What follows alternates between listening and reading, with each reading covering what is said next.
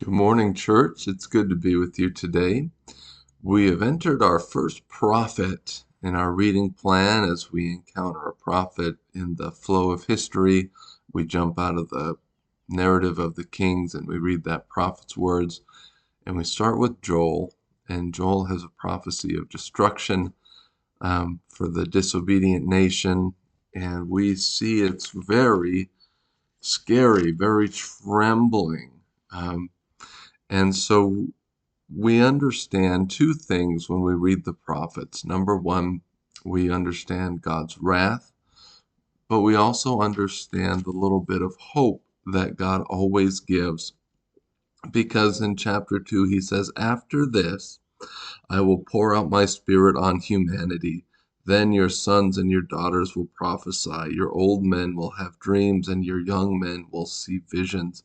I will even pour out my spirit on the male and female slaves in those days."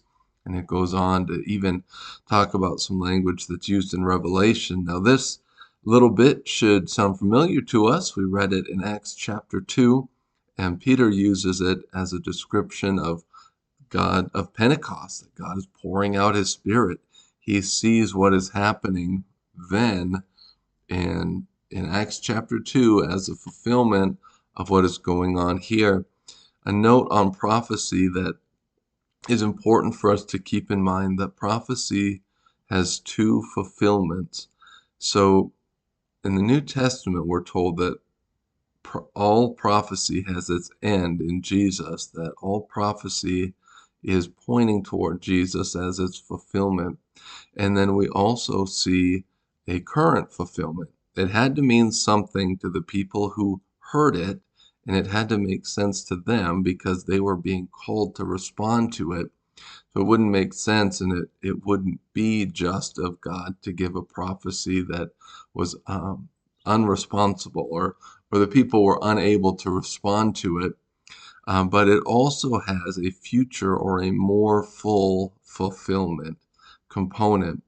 And so as we read through, it's always interesting to look. And the New Testament, especially Matthew, is full of pulling scripture forward, seeking to understand those ultimate fulfillments. So we see God's wrath, we see God's mercy, and we see even in Joel here how the end of all prophecy is in Jesus.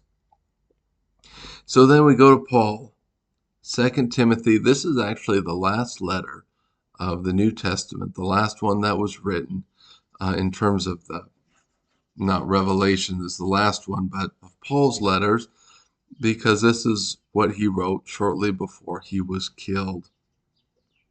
And verse 6 says, "Therefore I remind you to rekindle the gift of God that is in you through the laying on of my hands.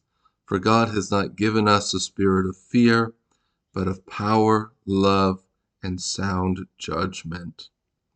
And Paul says, But I am not ashamed, because I know whom I have believed, and am persuaded that he is able to guard what has been entrusted to me until that day.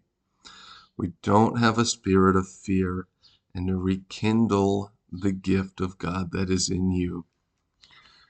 Church, that's my encouragement today, that we all have the gift of God that he has given us. Some of us have never understood what God has given. Are we teachers? Are we preachers? Are we encouragers? Are we givers? Are we leaders, showers of mercy and compassion?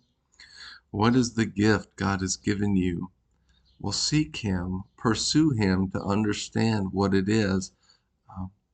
Talk with a leader. You could visit with me. We have opportunities to do coaching and prayer to understand what God has gifted you to do.